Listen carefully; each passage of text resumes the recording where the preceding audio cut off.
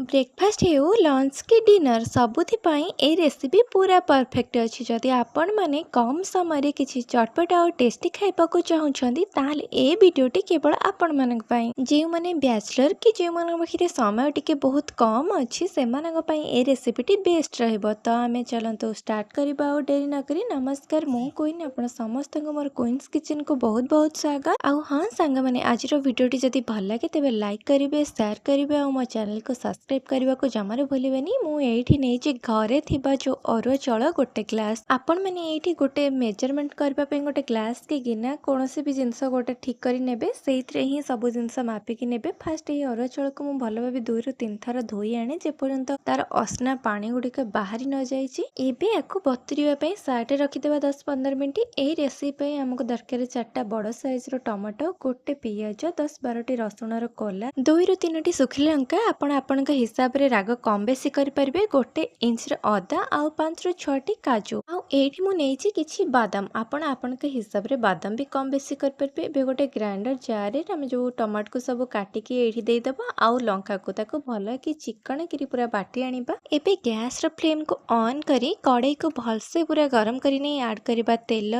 जीरा गोटे तेज पत्र 6-7 टी गोलमरीच गोटे गुजराती खंडे दालचीनी। एठी हमें गरम मसला दबा द्वारा बहुत बढ़िया फ्लेवर सहित बहुत बढ़िया बास्ना आसे। आउ भूर्संग पत्र जमा भी स्किप करिवेनी। ता सहित बादाम एठी देई हमें टिके ताको भलो भाबे भाजी नेबा। 2-3 मिनिट परे बादाम जतला हमर पूरा भलसे टिके भाजी हे जिबा ऐड करबा काजू किशमिश को ताको गोटे रु 2 मिनिट जस्ट टिके हल्का भाजी देई ऐड करबा कटा हेतिबा पियाज। एठी आपण माने गोटे कथा मने रखिबे पूरा लो टू मीडियम फ्लेम रे ही ए सब जिंस को भाजिबे नहीं तो हमर सब जिंस पोड़ी जिवो। टिके ब्राउन कलर पियाज हे गले ऐड करबा गोटे रु 1.5 चम्मच अदा रसुण छेचा। आपण माने एठी अदा रसुण को बाटे की भी नहीं पारिबे किंतु छेचा दबा द्वारा तार टेस्ट बहुत बढ़िया आसे। एबे पकेबा किछि लंका गुंड जीरा गुंड आउ किछि हळदी टेस्ट अनुसार लूण ए सब को हमें 2 रु 3 मिनिट और टिके भलो भाबे भाजी नै ऐड करबा। भिजे की रखिथिबा हमर अरुआ चाउल को एठी आपण माने जति बळका भात आपणक घरे बळी जाइथिबो ना सेटा भी मिक्स करी खाई परिबे। एटा बहुत टेस्ट लागे सेमिति रे भी। एबे एथिरे हमें देई देबा टमाटर लंका को जो बाटी की रखिथिले ना सेटा को ताको टिके भलो भाबे एथिरे मिक्स कर देबा जेमति कि सब मसला हमर भलो से मिसी जिवो। ता सहित चाउल भी हमर टिके भलो भाबे मसला सहित कसी ही जिवो।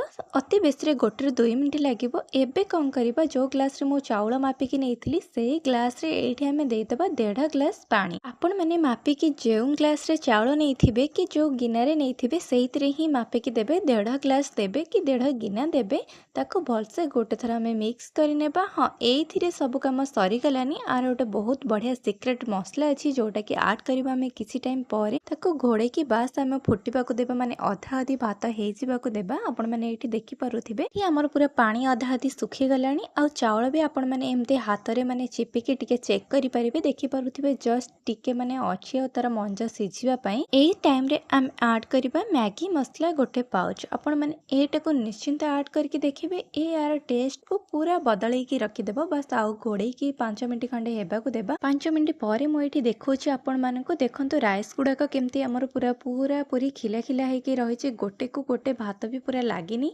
आपण माने जदि ठीक मेजरमेंट दे कि पानी रो चाउल रो करूसंती ना पूरा परफेक्ट बनिबो। एठी रेडी हे गेला हमर गरमा गरम टमाटर राइस। आपण माने गोटे कथा मने रखिबे टमाटर जमा भी कम करिवेनी। जते अधिका टमाटर रहिबो सेते टेस्टी लागिबो। होछि नमस्कार जय जगन्नाथ।